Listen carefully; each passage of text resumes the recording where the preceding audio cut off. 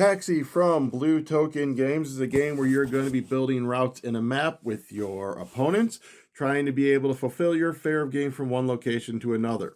They are going to be able to hinder that by choosing where that location gets placed, various cards, or maybe just making it so the roads don't travel there. Maybe they just travel to their locations.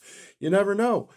But what you can know is how it plays, which is if you stay around after the break, I will show you that, and then I will tell you about how I think it is and why you might want to back it.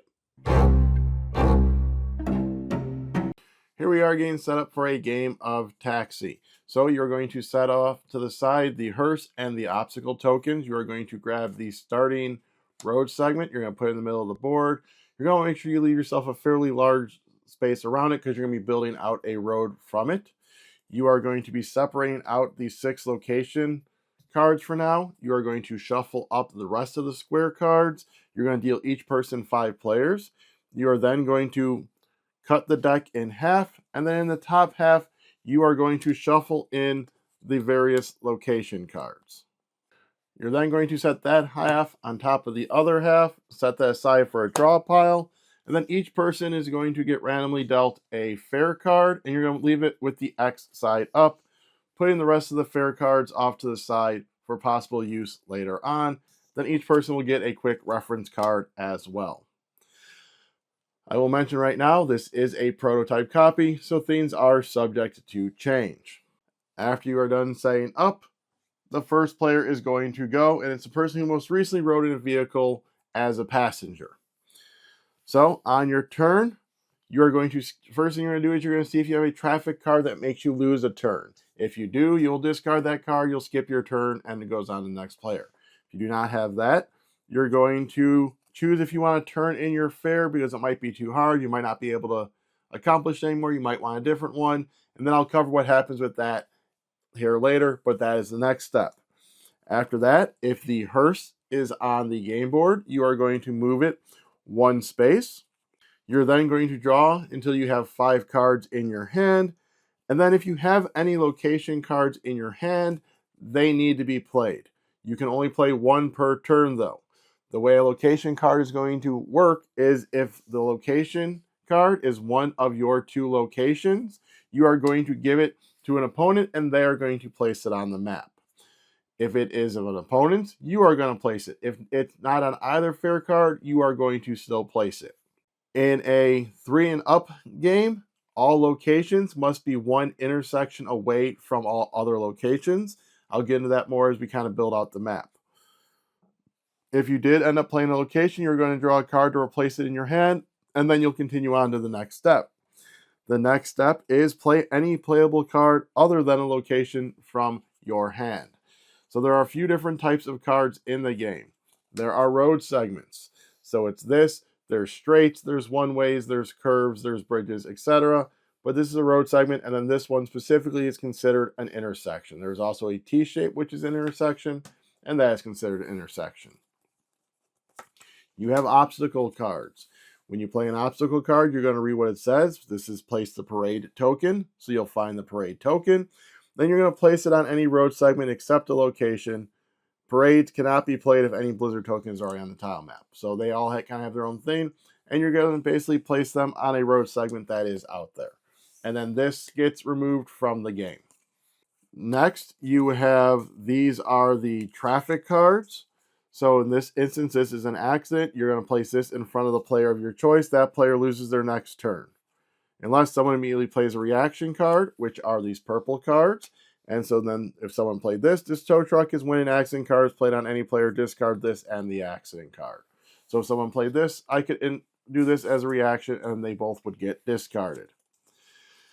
Then finally you have these cards. This is follow snowplow, remove all blizzard tokens from the playing field. So there's various ones of these to basically get rid of traffic jams, parades, etc. But you have those cards as well. So what happens is after you play a playable card, you're then going to discard a card from your hand to the discard pile. And you're going to then choose if you want to declare or undeclare your fare. You are allowed to declare your fare if you are able to trace a path through the streets to get from your location to your target location. It has to be from this one to this one. It cannot be, so in this instance, school to church, it cannot be from church to school So if one ways would stop you from being able to go to school or church, you are not able to declare. Once you declare, you flip over your card. Then if at the end of your next turn, that is still clear and you are able, then you have won the game. If it is not, you then undeclare your fare.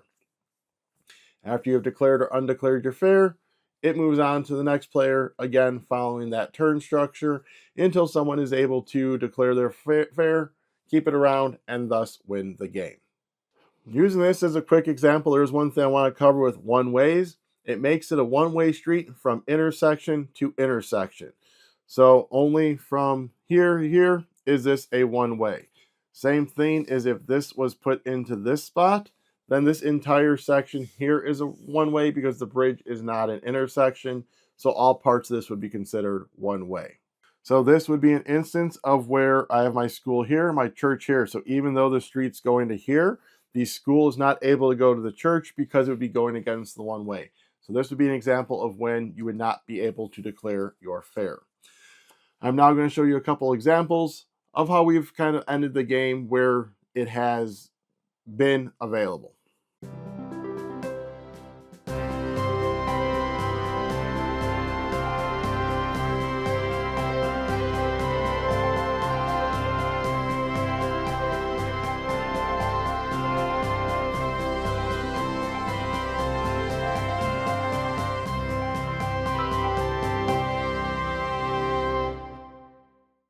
All right, there are just a couple more rules I want to go over.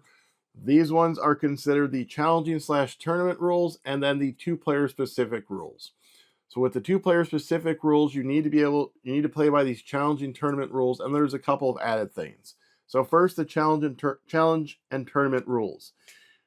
That is when you must play an obstacle token so that it is separated from all other obstacle tokens by at least one intersection. So for example, if I had played this detour, and we'll say put the detour right here. And then on a future turn, I go to play the parade. I would not be able to play the parade on this road location. It needs to be separated by an intersection, so I would then be able to place it on this card. The other thing is you must not place a road segment to cause a dead end on anything, or that would cause another road segment, location, or obstacle token to be illegally played. So I would not be able to play this here because this is dead ending this road. So again, with the two-player rules, you have to abide by all the other rules in addition to those challenge rules. The other two-player specific things is that there is a steal a fare card from the game. You would remove that from the game. When you play a location card, it actually needs to be 2 intersections away from another location. If you are unable to play a location, you are going to hold it into your hand until it is able to be played.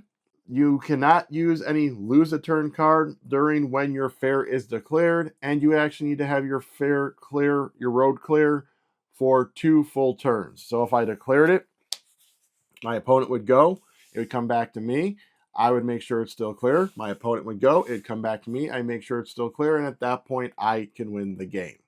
So that is why you can't do the whole lose a turn when your fare is declared. Otherwise, you wouldn't be giving them those 2 chances to stop you. Just realized I never covered the whole starting over with a new fare, that if the road becomes too difficult, too blocked, whatever, you can start a new fare. So what happens on that one is during your turn, you discard your current fare and your hand, except any location cards, and then play passes to the next player. On your next turn, you then will have a player randomly selecting new fare for you. They'll basically shuffle up, deal you a new fare. You'll then draw 5 cards from your hand, play your turn as usual, and then you'll shuffle your old fare back into the deck.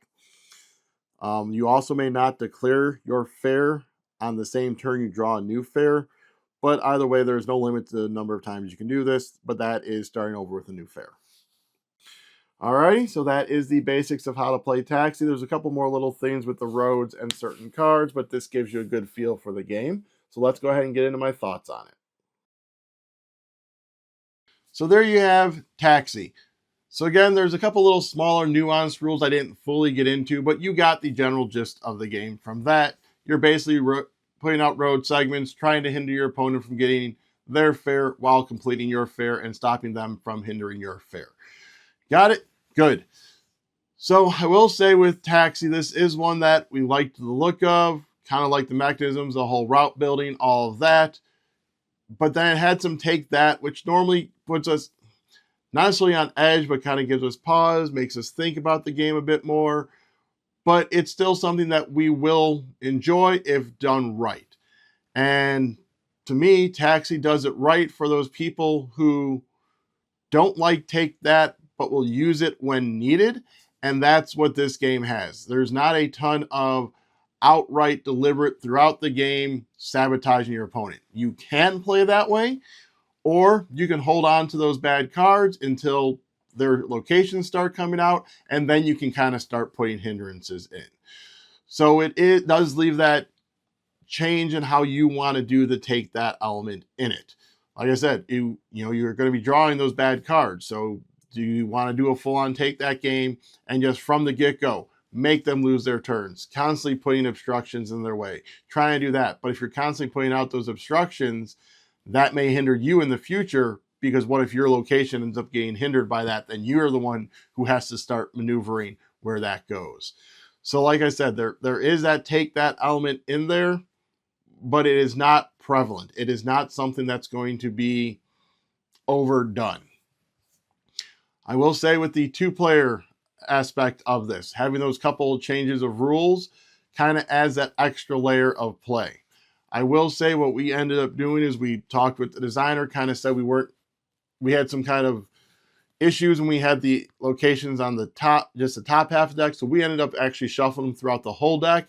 And that actually made for a more engaging and longer game experience that felt more rewarding, because we were able to have more road segments and we were able to build up the city more before our locations came out, which kind of then led to more of a strategic of like, all right, how are you able to get there? Where can I go to stop you? As opposed to, all right, well, they came out, there's like one road segment, I can easily stop you here and there. So the strategic puzzly element definitely came as that road got built out more. So in the two-player element, I think that was a really good twist, was shuffling them all in. That was at his suggestion, saying, hey, what if you try this? So it is really nice that he is willing to engage with that and kind of tweak the things and look into it. So as I said, did this two-player, and we found it enjoyable because it's more focused chaos. If you have the 4 people, you're having to keep track of all these different elements, and then it seems like it might just get away from you. With us, I knew exactly what she had, she knew what I had, and then we went from there.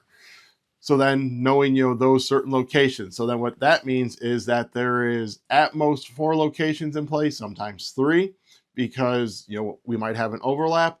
So that meant there might be other locations that come up that are then going to dictate where your locations get placed, and thus creating that like more evolved map, the map that's going around a bit more crazy.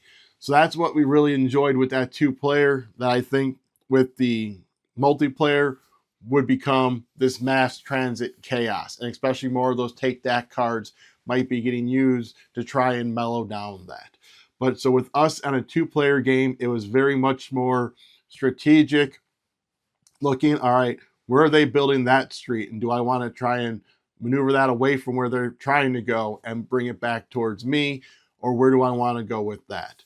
And then that, by putting the extra requirements on where locations and all that go, that does, like I said, helps expand the map out and make it so it has to be a bit further apart to make those decisions more strategic when you're putting out the obstacles. So why you should back this, it's kind of dependent on what you're looking for. I mean, if you are looking for that multiplayer chaos event of roads going everywhere, locations, cards getting played on you, all that, this would be one you should check out. If a two-player element is you want something that's a bit more strategic, that's going to take up a bit of table space as you're building out that road, then this is one you should check out. Just know this one isn't something that's very portable, because you are going to be building out this big area and you have this big deck of cards and tokens and all that. This is one that is going to have some time investment between kind of setting up with the different shuffling, getting everything set up there, and then just playing the game, trying to do those strategic ones, depending on when the locations come up, when you might want to change a fare because your opponent has hindered you so much. So there will be some time investment in this. I mean, we're not talking like hours and hours, but this isn't going to be just a quick head-to-head, get it done and move on type of game. So if that is the type of game you are looking for, then you might want to check out the link down below to visit the campaign and check what else it has to offer. While down there, if you could go ahead and hit like, subscribe, comment, share, ring the bell, we would appreciate that. Also, if you want to help support the channel, you can hit up our Patreon, you can visit our Ko-fi, or you can become members of the channel with the join button down below for exclusive member perks. All right, so head over and check out that campaign.